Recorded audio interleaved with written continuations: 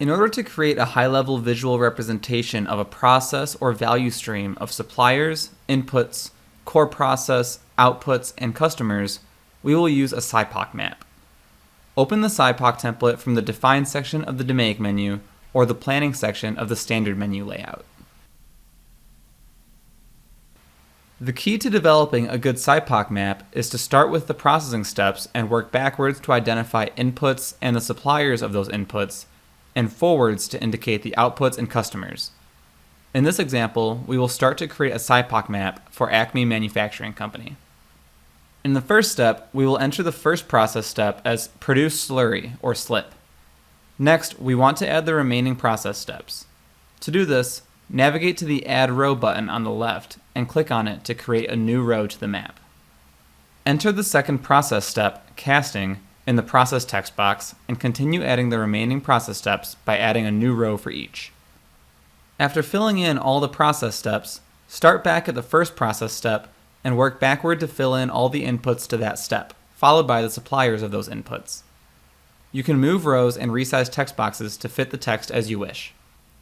After entering the suppliers and inputs, work forwards to document the outputs from the first process step and the customers of those outputs. In this case, the output is the slurry or slip, and this output is used by the casters. You can also draw more explicit connections between an input and a supplier by adding another set of boxes. Highlight the rows and drag them down to make space. Then, drag out two boxes from the Shapes panel under Suppliers and Inputs. Connect them with the blue target points, and then connect the input box to the process step. Now you have more defined suppliers and inputs. You can also use this to show a step has more than one output, where each goes to different customers.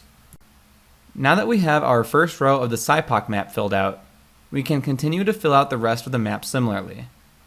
Note that the same suppliers may be featured multiple times as they supply inputs to different process steps. You can edit the text, formatting, or other aspects of a given block by selecting the block and modifying its properties from the toolbar at the top. This can include the color of the block as well as the color of the text within the block. The completed SIPOC map for our example is shown. After completing a high-level SIPOC map, the next step is to look at performance metrics for each step of the process to identify the area of greatest opportunity, which then becomes the focus of a more detailed process map to identify the sources of variability. This concludes our tutorial. You can check out more tutorials at www.moresteam.com/help/engineroom.